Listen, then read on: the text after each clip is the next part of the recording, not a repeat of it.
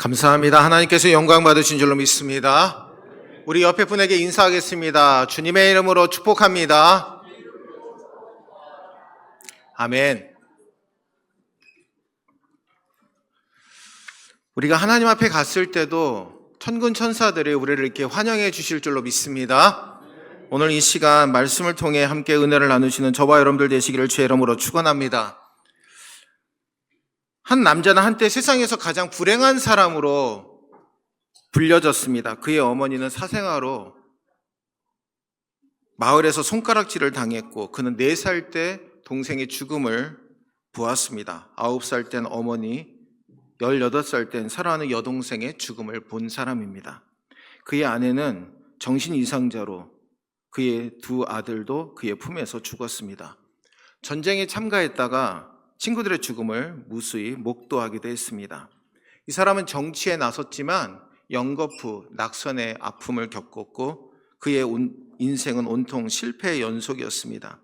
근데 고난을 통해서 생명의 소중함과 인간의 존엄성을 깨달았습니다. 그래서 항상 청중을 향해 이렇게 얘기했습니다. 나는 노예가 되고 싶지 않습니다. 또한 주인이 되고 싶지도 않습니다. 인간은 누구나 평등한 존재입니다. 미국의 16대 대통령이 아브라함 링컨의 이야기입니다. 여러분, 햇볕이 과일의 단맛을 만들어내고 그리고 또한 역경은 인생의 단맛을 만들어냅니다. 오늘 함께 나눌 말씀의 제목은 작은 구름이 일어나나이다입니다. 손바닥만한 작은 구름만 보여도 그 안에 담겨진 하나님의 은혜의 수낙비, 축복의 수낙비를 볼 수 있었던 엘리야의 그 시선이 저와 여러분들의 시선이 되시기를 주의 이름으로 축원합니다. 세상 만물을 하나님이 주관하시기 때문에 파괴 속에서 건설을, 어둠 속에서 빛을, 부정 속에서 긍정을, 작은 것들 중에서 큰 것을, 손바닥만한 구름 속에서 천지를 뒤덮는 우렁찬 소나기를 발견할 수 있는 우리 모두가 되어야 된다라는 것이 오늘 말씀의 주된 핵심입니다. 그럼 지팡이는 험한 길을 갈 때 필요합니다. 그리고 밧줄은 높은 산을 오를 때 필요합니다. 빛은 어둠을 밝히기 위해 필요합니다. 믿음과 소망은 시대가 암울할 때 더욱 필요한 것입니다. 사랑하는 우리 성도 여러분, 오늘날 우리가 살아가는 이 시대는 하나님의 승리의 나팔을 불어주고 하나님의 승리의 노래를 부르는 사람이 그리울 때입니다. 하나님은 이 세대 가운데 하나님의 영광을 드러내는 사람을 부르시기를 원합니다. 오늘 이 예배에 참여하신 우리 모든 성도 여러분들, 저를 포함한 우리 모두가 하나님의 부르심에 아멘 응답하시고 그 부르심에 온전히 응답하고 주 앞에 나아가시는 저와 여러분들 되시기를 주의 이름으로 축원합니다. 역사상 탁월한 하나님의 사람이 등장한 시기를 보면 하나님 앞에 죄악을 지은 시기에 사람들이 쓰임받고 하나님 앞에 영광을 돌렸습니다. 오늘 이스라엘의 가장 암울한 시기에 하나님은 엘리야를 불러주셨습니다. 오늘 본문의 내용은 엘리야 선지자가 거짓 선지자들과 영적 전쟁을 벌여서 갈멜산 정상에서 승리하고 난 뒤에 일어난 사건입니다.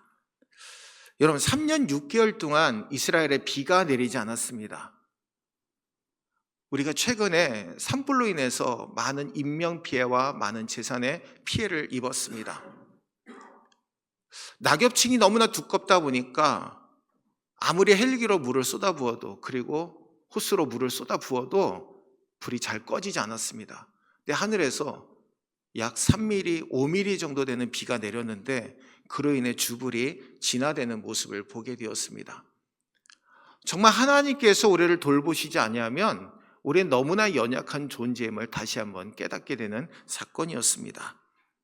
여러분, 오늘 이 시간 정말 우리는 열흘만, 아니 한 달만 비가 안 와도 너무나 힘들 것입니다. 저수지가 메말라 간다는 소리가 절로 나오게 될 것입니다. 근데 오늘 엘리야 선지자는 그러한 상황 가운데 어떻게 이 모든 일들을 회복할 수 있는지를 오늘 우리에게 말씀하고 있습니다. 오늘 말씀을 통해서 작은 구름을 통해 하나님이 우리에게 주신 은혜를 깨닫는 저와 여러분들 되시기를 주의 이름으로 축원합니다. 오늘 본문에서 첫 번째로 작은 구름을 통해서 우리에게 깨닫게 하시는 은혜는 하나님 앞에 몰입하는 기도 훈련을 해야 됨을 우리에게 말씀하고 있습니다. 41절에서 43절 상반절 말씀까지 함께 읽겠습니다. 엘리야가 아합에게 이르되 올라가서 먹고 마시소서, 큰 빗소리가 있나이다. 아합이 먹고 마시러 올라가니라. 엘리야가 갈멜산 꼭대기로 올라가서 땅에 꿇어 엎드려 그의 얼굴을 무릎 사이에 놓고 그의 사환에게 이르되 올라가 바다 쪽을 바라보라. 아멘. 오늘 엘리야는 갈멜산 꼭대기로 올라가서 얼굴을 무릎 사이에 놓고 간절하게 기도하고 있습니다. 바로 이 모습은 기도할 때 다른 방해되는 것을 차단하고 하나님 앞에 집중하며 기도하기를 원했기 때문입니다. 심리학적으로 몰입이란 주위의 모든 잡념, 어떠한 일을 하는 데 있어서 방해되는 것들을 다 차단시키는 것이 바로 몰입이라고 이야기를 합니다. 자신의 모든 정신과 모든 삶을 집중하는 것을 의미하는 것이죠. 헝가리 심리학자 미하이 칙센트미하이라는 사람은 몰입했을 때의 느낌을 이렇게 얘기합니다. 물 흐르는 것처럼 편안한 느낌, 하늘을 날아가는 자유로운 느낌이라고 말을 하고 있습니다. 몰입할 때는 오랜 시간이 정말 한순간처럼 느껴지는 그러한 순간이 바로 몰입의 순간이라고 이야기를 합니다. 제가 예전에 하버드 대학생들의 그 다큐멘터리를 본 적이 있습니다. 근데 그 학생들이 오랜 시간을 공부하는데도 정말 한 시간처럼 여겨지듯이 정말 몰입해서 공부하는 그 비결을 이야기하는 것을 들은 적이 있습니다. 몇 시간 동안 공부하지만 자신이 그렇게 오랫동안 공부했는지도 모르게 시간이 지나갔다라고 고백하고 있는 그 이야기를 들은 적이 있습니다. 여러분, 우리가 기도를 하는데 기도에 전심을 다하지 못하고 휴대폰 카톡을 하든지 아니면 다른 것에 그 기도하는데 방해되는 것들을 그냥 내버려 두게 되면 하나님과 온전한 교제를 할 수가 없습니다. 하나님의 응답도 받을 수 있는 위치에 서지 못합니다. 오늘 엘리야 선지자는 얼굴을 무릎 사이에 넣었다라는 것은 하나님과 1대1의 교제의 시간을 의미합니다. 집중하겠습니다. 내가 하나님 앞에 집중하겠습니다. 갈멜산 정상에서 이방 선지자들과 싸웠을 때도 무너진 제단을 수축하고 하나님 앞에 제물을 놓고 하나님 앞에 기도했을 때 하나님 불을 내려 그 제물을 태워주시고 도랑에 있는 물까지 다 핥아주시지 않았습니까? 오늘 그 은혜가 내게 임하게 도와주옵소서. 갈멜산 꼭대기는 기도의 자리를 상징합니다. 근데 여러분, 이 모습을 보면 연상되는 분이 한 분 계십니다. 바로 예수님이십니다. 예수님께서 오병이의 기적을 행하신 후에 기도하러 따로 산에 올라가셨습니다. 마태복음 14장 22절과 23절 상반절 말씀 함께 읽겠습니다. 예수께서 즉시 제자들을 재촉하사 자기가 무리를 보내는 동안에 배를 타고 앞서 건너편으로 가게 하시고 무리를 보내신 후에 기도하러 따로 산에 올라가시니라. 아멘.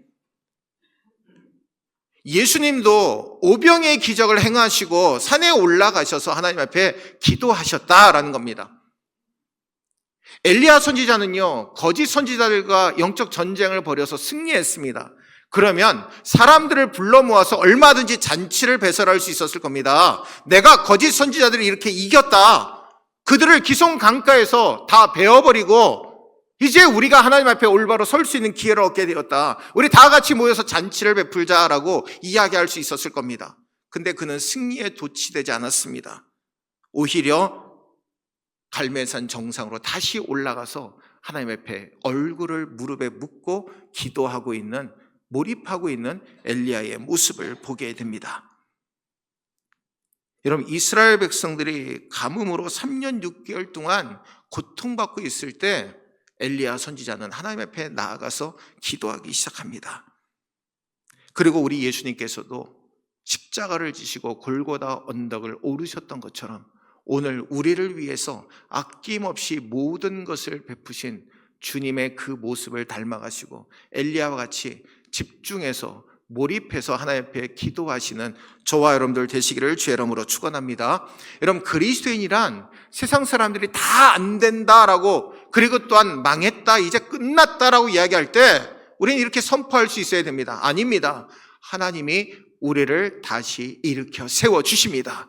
우리는 반드시 일어설 수 있습니다. 하나님이 우리를 붙들어 주시기 때문입니다. 우리 교회는 반드시 부흥합니다. 하나님께서 함께 하시기 때문입니다. 열왕기상 18장 1절 말씀 우리 함께 읽겠습니다. 많은 날이 지나고 제3년에 여호와의 말씀이 엘리야에게 임하여 이르시되 너는 가서 아합에게 보이라. 내가 비를 지면에 내리리라. 아멘. 하나님의 약속은요, 언제나 기도를 통해 이루어집니다. 말씀을 통해 이루어집니다. 엘리야 선지자는 하나님의 보배로운 약속을 믿고 갈멜산 꼭대기로 올라갑니다. 요한복음 14장 14절에 보니까 내 이름으로 무엇이든지 내게 구하면 내가 행하리라. 고린도후서 1장 20절에 하나님의 약속은 얼마든지 그리스도 안에서 예가 되니 그런즉 그로 말미암아 우리가 아멘하여 하나님께 영광을 돌리게 되느니라. 아멘. 우리가 기도할 때 예수님 안에서 예수님의 이름으로 주님의 영광을 드높이게 기도하는 그 모든 것들은 하나님께서 응답해 주신다라고 분명하게 약속하고 계십니다. 야고보서 5장 17절 18절 말씀 우리 함께 읽겠습니다. 엘리야는 우리와 성정이 같은 사람이로되 그가 비가 오지 않기를 간절히 기도한즉 3년 6개월 동안 땅에 비가 오지 아니하고 다시 기도하니 하늘이 비를 주고 땅이 열매를 맺었느니라. 아멘. 엘리야가 기적을 일으키는 하나님의 위대한 사람이 된 이유는 다른 데 있지 않습니다. 하나님 앞에 간절히 기도했을 때 하나님께서 하늘을 막으셨고, 그리고 다시 기도했을 때 하늘문을 여시고 비를 내려주셨다라고 분명하게 말씀하고 있습니다. 엘리야도요, 우리와 똑같은 마음을 가진 사람이었습니다. 연약한 자였고요, 이세벨 여왕이 그를 죽이겠다고 할 때 도망쳐서 목숨을 구걸했던 사람이 엘리야였습니다. 근데 오늘 하나님의 약속을 믿고 갈멜산 꼭대기에 올라가서 기도의 자리에 섭니다. 얼굴을 무릎에 묻고 하나님 앞에 간절히 몰입해서 기도하고 있습니다. 사랑하는 우리 성도 여러분, 간절한 기도, 몰입해서 하는 기도는요, 메마른 땅에 비가 내리는 기적을 일으키게 되는 줄로 믿습니다. 오늘 기적이 사라진 것이 아닙니다. 기적의 시대가 사라진 것이 아니라 우리의 믿음이 사라진 겁니다. 하나님의 기적을 보고자 하는 믿음이 사라진 것이죠. 한 어린 아이가 물고기 2마리와 보리떡 5개를 자신의 점심을 먹기 위해서 가져왔습니다. 근데 그것이 예수님 손에 들려지게 되었고, 그 어린 아이가 예수님 앞에 그것을 드렸을 때 5,000명이 먹고도 12광지리가 남는 오병의 기적의 역사가 이루어진 줄로 믿습니다. 여러분, 근데 오늘 본문을 자세히 살펴보면 엘리야가 엎드려 기도하자마자 비가 내린 것이 아닙니다. 사환에게 7번이나 바다에 가서 보고 오라고 명령하죠. 정말 하나님 앞에 간절히 기도했습니다. 그리고 7번 되었을 때 사환의 이야기가 들려집니다. 사람의 손바닥만한 작은 구름이 보입니다. 여러분, 기도의 응답이 지연될 때 우리는 어떻게 이야기합니까? 소용없는 일이다. 소용없는 일이다. 깨끗이 그만두자. 하나님이 응답하시지 않나 봐. 우리 이렇게 이야기할 때가 많습니다. 근데 엘리야는 계속해서 기도합니다. 엘리야는 손바닥만한 구름 속에서 하나님의 크신 은혜를 바라보게 되었고, 큰 배를 바라보는 은혜를 누리게 된 줄로 믿습니다. 여러분, 하나님의 능력은요, 작은 것에서부터 시작됩니다. 겨자씨만한 믿음이 큰 나무가 되어서 공중에 새가 깃들게 되고 큰 산을 옮길 수 있는 믿음이 되는 것처럼 하나님은 오늘 우리들을 붙들어 주시는 줄로 믿습니다. 출애굽기에 보면 모세가 하나님의 그 출애굽을 시키는 지도자로 부름을 받게 됩니다. 근데 그에게는 웅변술도 없었습니다. 담대함도 없었습니다. 너무나 연약한 존재였죠. 근데 하나님께서 그가 말할 때 그의 언변술을 책임져 주기 위해 형 아론을 붙여주십니다. 그리고 또한 그가 연약하고 부족한 그 모습을 갖고 있을 때 그가 가지고 있는 지팡이를 통해 하나님의 놀라운 역사를 이루게 하십니다. 여러분, 지팡이의 능력이 있는 것이 아니라 그 지팡이를 통해서 역사하시는 하나님의 은혜가 모세에게 임하게 된 줄로 믿습니다. 여러분, 할 수 없다라고 말하지 마십시오. 가진 것이 적다고 낙심하지 마십시오. 우리는 가진 것이 적을지라도 우리가 믿는 하나님은 이 세상의 모든 것을 가진 분이심을 항상 믿고 그 믿음으로 전진하며 나아가시는 저와 여러분들 되시기를 바랍니다. 여러분, 안 된다라고 말하지 마십시오. 나는 불행하다라고 말하지 마십시오. 여러분 스스로의 입으로 불행을 예언하지 마시고 축복을 선언하시는, 축복을 선포하시는 우리 모두가 되시기를 주의 이름으로 축원합니다. 몰입해서 기도하면 하나님이 엘리야에게 보이셨던 그 손바닥만한 작은 구름을 통해 큰 비를 보게 하셨던 것처럼 오늘 우리들에게도 그 작은 구름을 통해 하나님은 큰 은혜와 축복을 바라보게 하신다는 사실을 분명히 믿고 살아가시는 저와 여러분들 되시기를 주의 이름으로 축원합니다. 오늘 또한 두 번째로 하나님의 응답을 의심하지 말아야 됩니다. 오늘 43절 하반절부터 44절까지 함께 읽겠습니다. 그가 올라가 바라보고 말하되 아무것도 없나이다. 이르되 7번까지 다시 가라. 7번째 이르러서는 그가 말하되 바다에서 사람의 손만한 작은 구름이 일어나나이다. 이르되 올라가 아합에게 말하기를 비에 막히지 아니하도록 마차를 갖추고 내려가소서 하라 하니라. 아멘. 지금 비가 내리는 것도 아닙니다. 근데 아합 왕에게 담대하게 선포합니다. 비가 와서 땅이 질어져서 마차가 제대로 가지 못하는 일 없도록 지금 빨리 출발해라. 그러면 하나님의 놀라운 큰 비가 내리게 될 것임을 지금 엘리야는 선포하고 있는 겁니다. 우리가 기도할 때 하나님의 응답을 한치의 의심도 없이 의심하지 말고 믿음으로 확신하는 것이 필요합니다. 확신에 찬 기도는요, 하나님께서 반드시 응답해 주십니다. 근데 우리가 신앙생활 하다 보면 교회 나와서 기도할 때, 가정에서 기도할 때, 일터에서 기도할 때 그 기도가 응답되지 않을 때가 있습니다.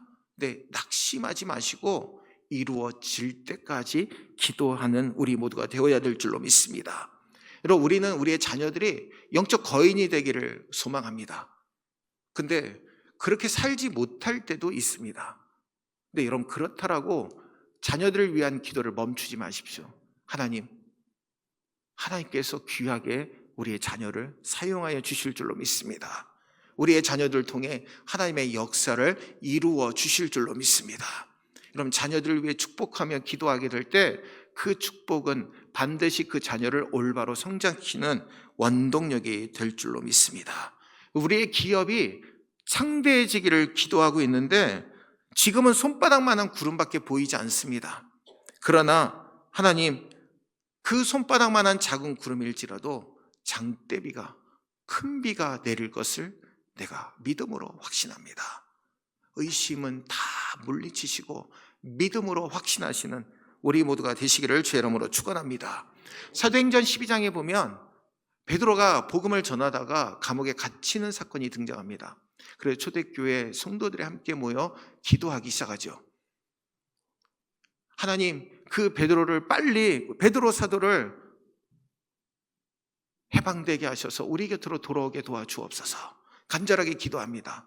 근데 정말 그 기도가 응답이 되어서 하나님께서 천사들을 동원하셔서 그의 쇠사슬을 다 풀게 하시고 착고가 풀리게 하시고 성문이 자동문처럼 열려지는 그 은혜를 누리면서 기도하고 있는 집 앞에 도달하게 됩니다.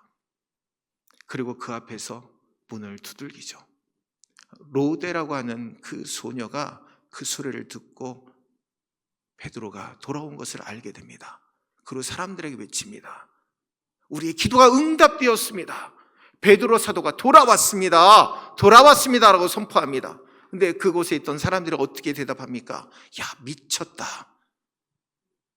사도행전 12장 15절에 그들이 말하되 내가 미쳤다나 여자애는 힘써 말하되 참말이라니 그들이 말하되 그러면 그의 천사라 하더라.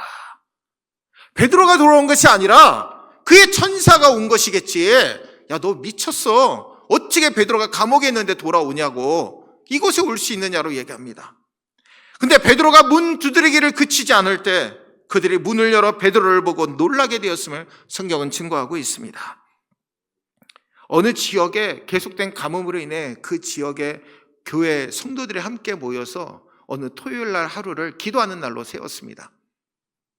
그리고 약 3,000명의 성도들이 함께 모여 기도했습니다. 아침부터 저녁까지 열심히 기도하는데 정말 놀라웠게 그 기도 응답으로 비가 쏟아지기 시작했습니다. 성도들이 너무나 환호성을 지르면서 돌아가려고 보니까 그 3,000명의 성도들 가운데 단 3명만이 우산을 들고 기쁜 모습으로 예배당을 나서고 있더라는 겁니다. 여러분, 기도하러 정말 응답받고 확신하고 그 기도의 응답을 확신하면서 비가 올 줄 믿고 기도하러 왔는데 단 3명만이 우산을 가지고 왔다라는 것이죠. 우리의 불신앙을 비꼬는 말임을 우리는 보게 됩니다. 사랑하는 우리 성도 여러분, 우리가 하나님 앞에 간절히 기도했으면 응답받을 것을 의심하지 마시고 믿음으로 확신하시는 저와 여러분들 되시기를 주의 이름으로 축원합니다. 그러므로 폭포수와 같이 쏟아주시는 은혜의 단비를 단 한 방울도 놓치지 마시고 다 받아 누리시는 저와 여러분들 되시기를 주의 이름으로 축원합니다. 오늘 또한 마지막으로 기쁨으로 선포하는 삶을 살아야 됩니다. 45절 46절 말씀 우리 함께 읽겠습니다. 조금 후에 구름과 바람이 일어나서 하늘이 캄캄해지며 큰 비가 내리는지라 아합이 마차를 타고 이스라엘로 가니 여호와의 능력이 엘리야에게 임하매 그가 허리를 동이고 이스라엘로 들어가는 곳까지 아합 앞에서 달려갔더라. 아멘. 이스라엘은 솔로몬이 만든 행정구역 5번째 성읍을 의미합니다. 행정구역에 있는 성읍을 의미하는데 아합 왕과 그리고 또한 요람 그리고 아하시아 당시의 왕의 궁궐로 사용됐던 것이 이스라엘 성읍입니다. 갈멜산 동남방 20여 킬로미터 지점에 위치했는데 곧 길보아산 부근입니다. 당시에 그 평야를 한눈에 볼 수 있는 전략적인 요충지가 바로 이 이스라엘 성읍이었습니다. 훗날 아합이 이곳 이스라엘 사람 나봇의 포도원을 빼앗는 악함을 보이기도 했습니다. 45절에 보니까 조금 후에라고 말씀하고 있습니다. 이런저런 준비를 하는 동안, 비가 오기 전에 이런저런 준비를 하는 동안을 의미하고 있습니다. 여러분, 손바닥만한 구름이란 이미 하나님의 축복이 시작되었음을 의미하고 있습니다. 바로 그 속에서 큰 비를 보게 된 것이죠.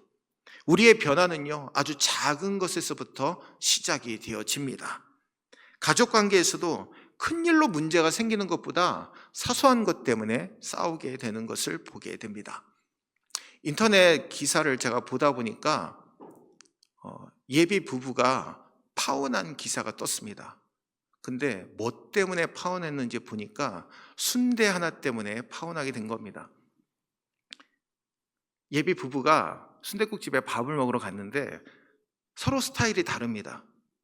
예비 신랑은 국물을 먹기 전에 순대부터 다 먹고 나중에 그곳에다 밥을 말아서 순댓국을 먹는 스타일이고, 예비 신부는 순대를 너무 좋아하다 보니까 국물을 다 먹고 순대를 나중에 먹는 스타일입니다. 둘이 똑같이 식탁에 앉았습니다. 식당에 딱 앉아서 밥을 딱 먹는데 예비 신랑은 열심히 순대를 먹었습니다. 국물만 딱 남으니까 예비 신부의 순대가 눈에 들어오는 겁니다. 그래서 양해도 구하지 않고 순대를 하나 먹었습니다. 예비 신부가 어떻게 했을까요?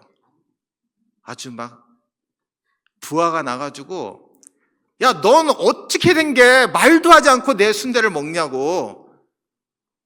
근데 이 예배 신랑이 이렇게 얘기합니다. 뭐 순대 하나 먹은 거 가지고 뭐 이렇게 난리야. 큰일도 아닌데.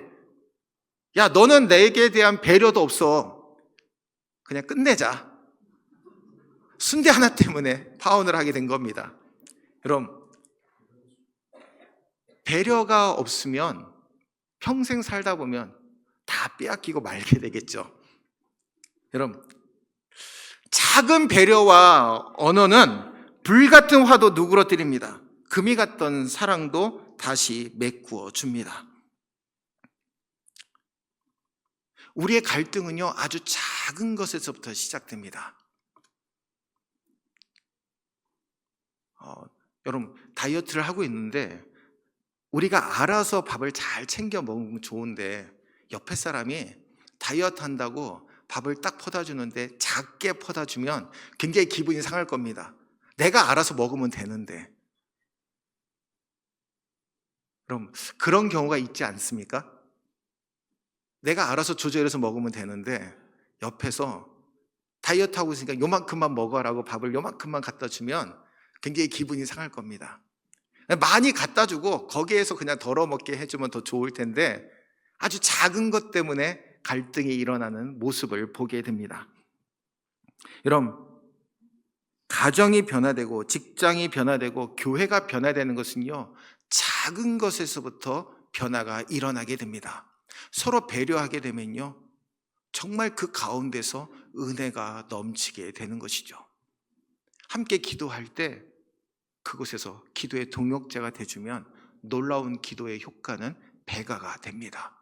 함께 봉사하게 될 때 믿음으로 한마음으로 봉사하게 되면 놀라운 기적이 일어나게 됩니다.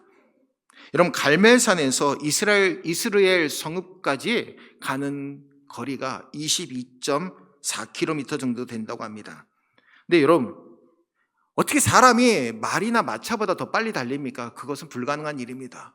근데 오늘 엘리야는 하나님의 놀라운 능력으로 마차 앞을 가로질러서 달려가고 있습니다. 그것도 하늘에서 비가 내리는 그 큰 비를 맞으면서 기쁨을 향해서 기뻐하며 달려가고 있다는 것이죠. 야, 하나님이 내게 오늘 이스라엘에게, 오늘 우리 민족에게 큰 비를 주셨구나. 이 모든 가뭄을 끝낼 수 있는 은혜를 주셨구나. 감사하며 그 비를 맞으며 지금 달려가고 있는 겁니다. 오늘 엘리야는 이렇게 선포하는 겁니다. 이스라엘아, 보라, 비를 주신 분은 하나님이시다. 비를 주신 하나님 품으로 돌아와라. 그분만이 참 하나님이시고 그분만이 우리의 사랑이시다. 하나님은 하늘을 닫을 수도 있고 여실 수도 있는 분이다. 지금 선포하며 달려가고 있는 것이죠. 사랑하는 우리 성도들, 우리 모두 다 이렇게 간증하면 좋겠습니다. 하나님, 우리를 지켜주심에 감사합니다. 드디어 응답의 비를 주심에 감사합니다. 나와 함께 하시는 하나님을 함께 보십시오. 승리하게 하시는 하나님을 바라보십시오. 하나님 정말 감사합니다. 우리는 하나님 안에서 참 행복한 사람입니다. 사랑하는 우리 성도 여러분, 오늘 이 시간 우리 모두 다 하나님 앞에 몰입하고 집중해서 기도합시다. 그리고 하나님의 응답을 한치도 의심하지 말고 확신하며 그 응답을 기대하시는 우리 모두가 되시기를 바랍니다. 그 응답을 받았을 때 기뻐하며 하나님 앞에 그 찬송을 올려드리며 믿음으로 선포하며 전진하며 나아가시는 우리 모두가 되시기를 주의 이름으로 축원합니다. 기도하겠습니다. 사랑과 은혜가 풍성하신 주님, 감사드립니다. 얼굴을 무릎에 묻고 하나님 앞에 몰입하며 기도했을 때 하나님은 그에게 큰 비를 허락해 주셨습니다. 7번 바다에 가서 계속해서 보게 했고 결국은 사람의 손바닥만한 구름이 일어난 것을 볼 때 그 구름에 하나님의 큰 비가 담겨져 있음을 엘리야 선지자는 믿음으로 확신했습니다. 주님, 오늘 우리에게 그 작은 구름을 우리에게 보여주신 줄로 믿습니다. 그 안에 하나님의 큰 비가 담겨져 있음을 깨닫게 하심을 감사드립니다. 기쁨으로 선포하며 주 앞에 나아가는 우리 모두가 되게 역사하여 주시옵소서.